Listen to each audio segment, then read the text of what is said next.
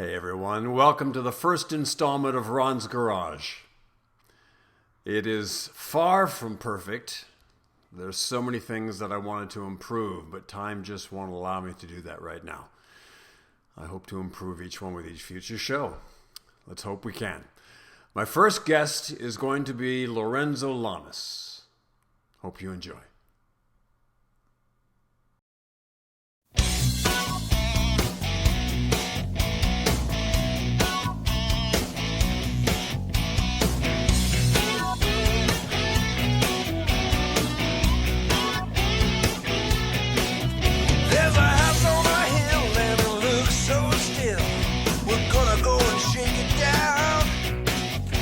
So quiet up there, we're gonna give it a stare and put a little life into this town.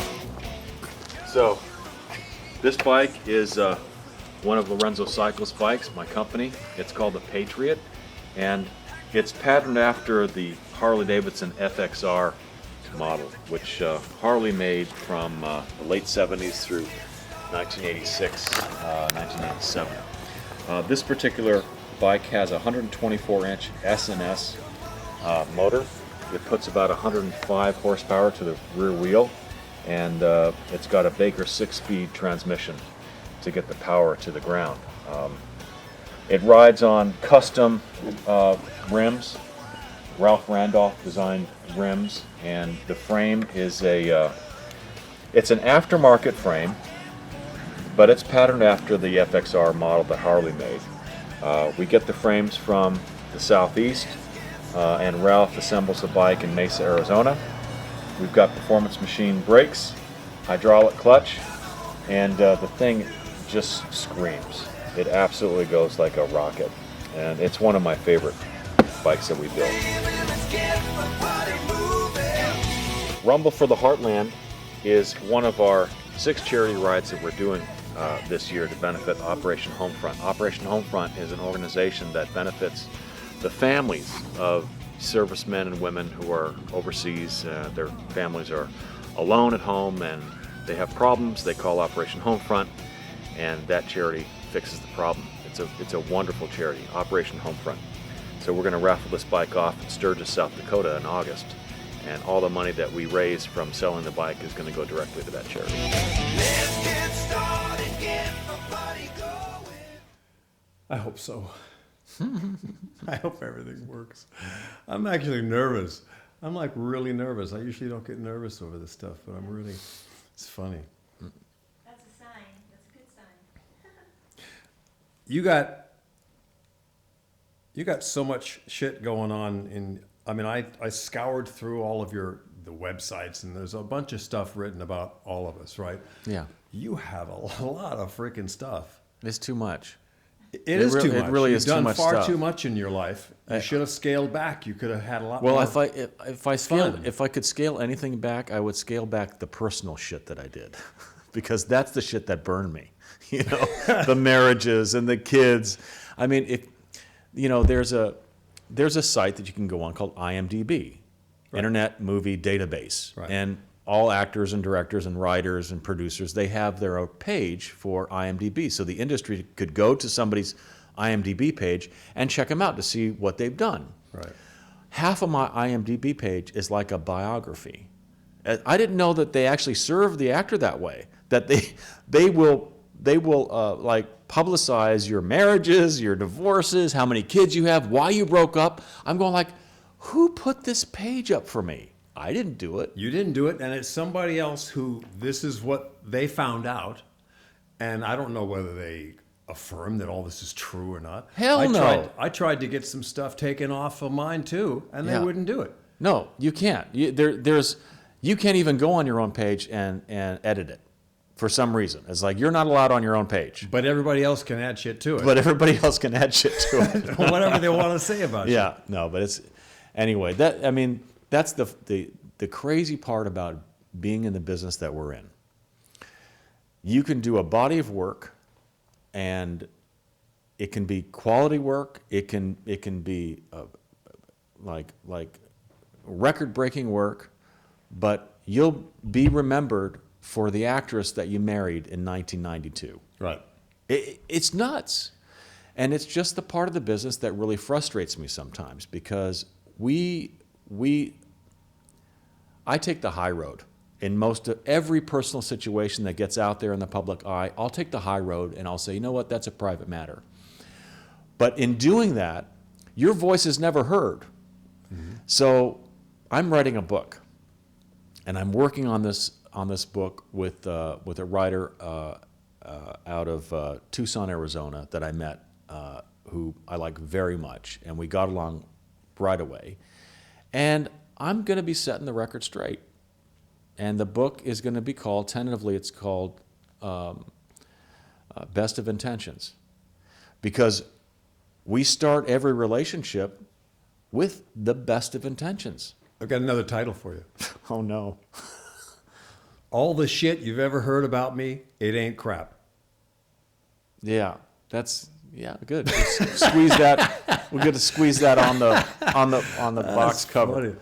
But it is. It's exactly what you said. Everything that you are now sort of saying you would redo about your life, the personal stuff, that's what people will remember about you.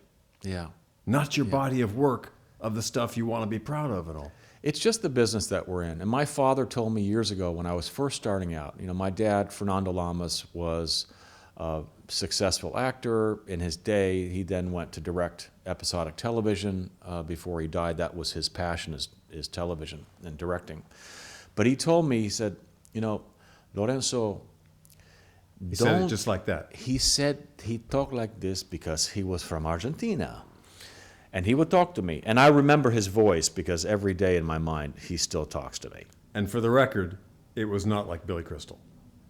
For the record, Billy did a fairly decent job of reintroducing my dad to a generation of people who normally wouldn't have known who he was. But it was kind of an overblown But version. it was, of course, it was an overblown thing. Billy did a skit. Billy did a skit on Saturday Night Live called Fernando's Hideaway. And it was basically because Billy had seen my dad on the Johnny Carson show. Mm. And Dad, the particular episode that Billy watched, Dad was talking about feeling good versus looking good. And he told Johnny, he says, Johnny, I would rather look great but feel like shit than look like shit and feel great. And Johnny goes, what are you talking about, Fernando? What are you saying? He goes, it's better to look good and to feel like shit than to feel good and look like shit. And Johnny says, maybe you have something there. And I think Billy saw that episode and did this whole characterization of Dad, and he used you look marvelous. Do you know, Ron, you're looking so good. What is your secret? Huh? Is it because you're married to a phenomenally beautiful woman? Right? Devin De Vasquez, the playmate? Is that what it is? Is that the secret of life and looking good? Is being with a bombshell? And Billy would do all these things. I did Billy doing my dad interviewing you. That's funny. At a certain point, we're going to self-implode here if we keep going with... No. So get back to your story about your dad. So Dad told me, he said, Lorenzo, don't hire a publicist. You don't want to be doing press unless you're working on something. Then you have something to talk about. And they won't ask you questions about who you're dating, what's your favorite meal, who do you like to, what do you like to do when your spare time? Who gives a shit what you do in your spare time? Nobody cares. Talk about the project you're doing, the movie, the TV show, and that's it. And I never listened to my dad, because my mom, Arlene Dahl, who was also an actress, was in my other ear saying, Lorenzo, you should go to these red carpet events and be seen and mingle and network, and it's important to be seen. I said, but Mom, what am I going to talk about? I'm not working. It doesn't matter. Just go and be seen.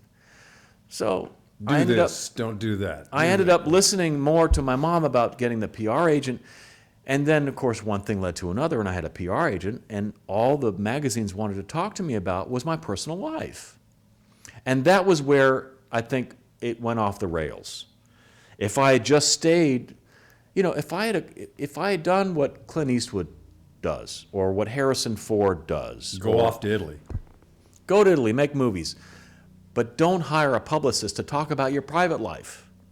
I think that was my mistake, and I made it very early in my career, and it's very difficult to erase anything, as you know. When it's out there forever. So Everybody's forever intrigued with who Lorenzo is shtucking, right? evidently. So let's start with you touched on your parents. You're born. I have to read because I don't know what the fuck I'm doing here anyway.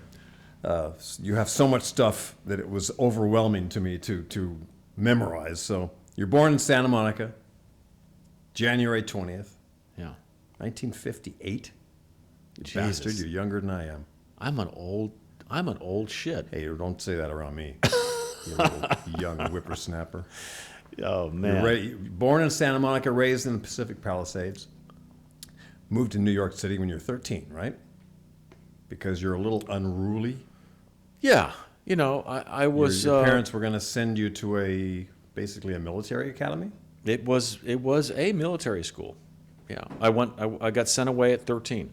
Looking back, I'm glad they did, honestly, because I just had no idea how to study, what was important in life. I was a kid I grew up by Will Rogers State Park, which is just miles and miles of trails, and that's all I did with my friends is just go hike the trails, and I wasn't, learning anything. So what was the unruly part? What would that come from Well, at that age? I had lived in New York prior to being sent to Farragut, the military school, and when I was in New York in 4th grade, I blew up a row of lockers at my private school there. Of course, yeah. As well they should. They're made for that.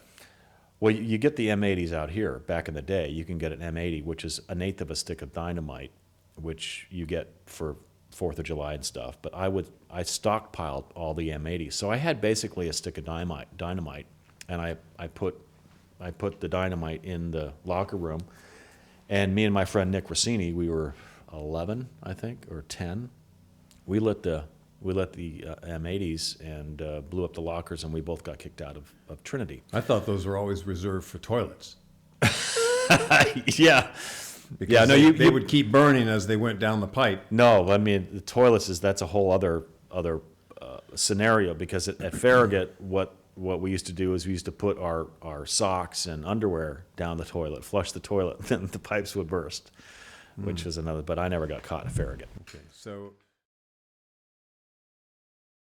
So at this point, I want to show you what actually happened when Lorenzo arrived on his motorcycle. When he drove in, I noticed that the battery was smoking, and I don't mean cigars. Smoking battery, never a good sign. You can see it here if you look really fast. Kaboom. Kaboom. So you get the point. I thought from a safety standpoint, it'd be better just to let him borrow my bike to go home.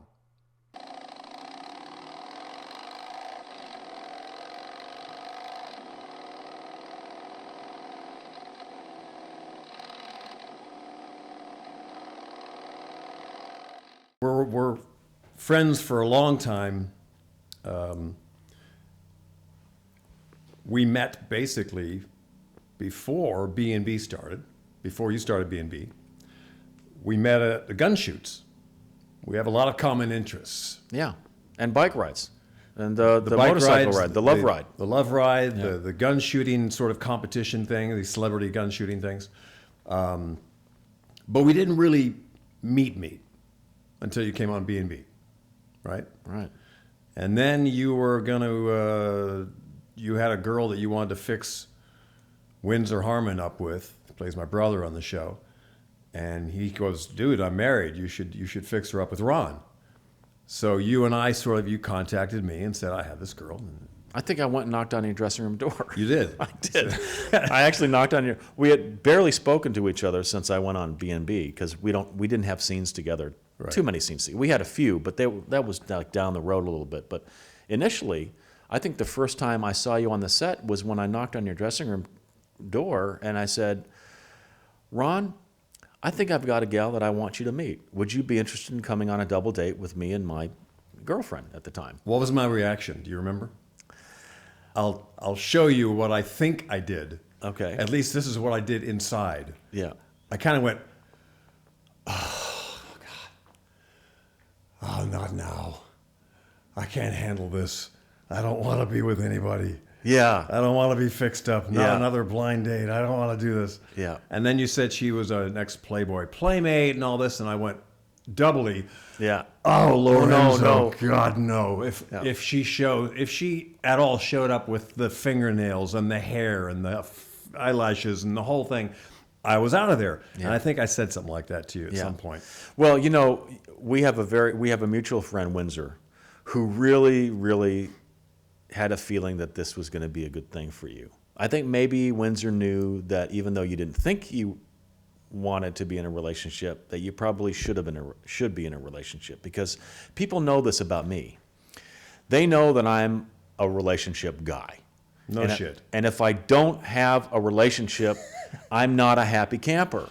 And in between and I'll just talk about this about me for 1 second, and then we'll go back. But Lorenzo, this is all about you. No. It's about us. It's about our friendship and what we like to do. That's how I see this show anyway. Is about what our common interests are and how to make it interesting to the audience that's watching. Right? It's like you and I are relationship guys. If I'm not in a relationship, I'm not as happy as I can be. Yeah, I can goof around and date and do all that, but after, a little while, it becomes very superficial, very unfulfilling, because my nature is to care for someone, I love being a dad because I care for my kids, I love being in a relationship because I can care for that person. And I think Windsor maybe had a feeling that, obviously, if it was the right woman, that you might be inclined to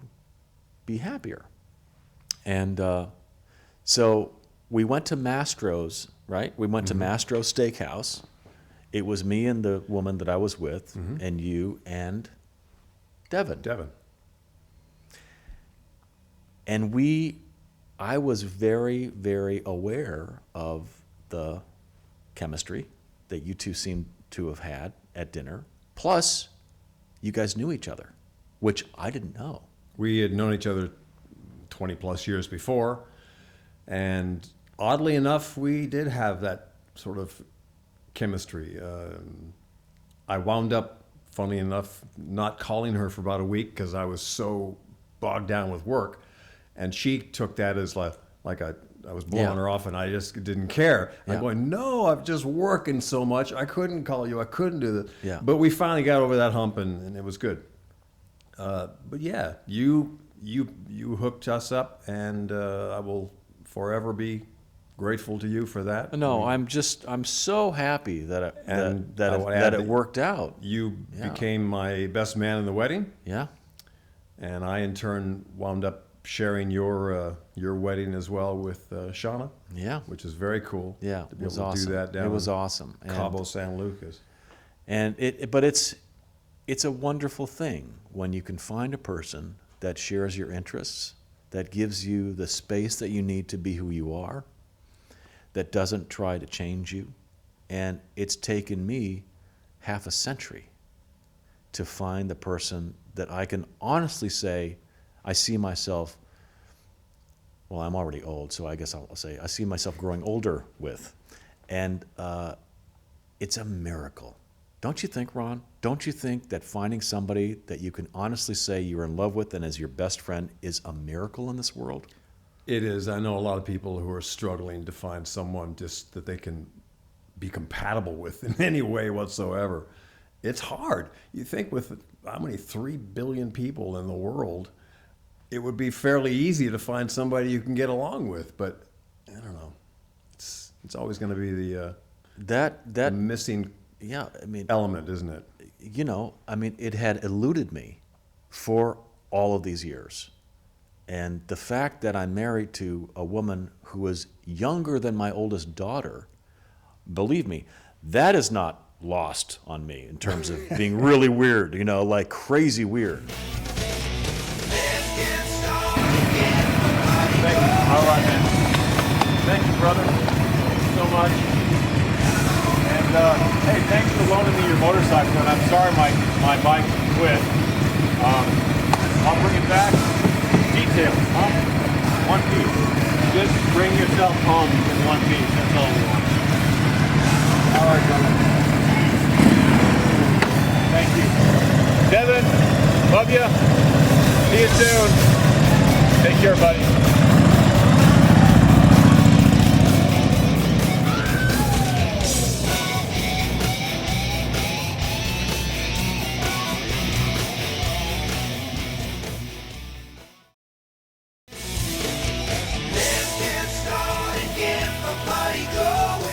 Is there a question that you have never been asked, but something that would just stun you, piss you off, and would be like you'd be so offended if somebody asked you that question? You're gonna come over here with me, and I'm just gonna shoot the shit with you about. Are we gonna do a little cooking? Hey. You get to live with it. a shameless flirting with Lorenzo. I flirt with a really cute guy that's in the kitchen with me. Cheers. Look, the cameraman's even drinking. I wonder why. You can, just because you're so cute.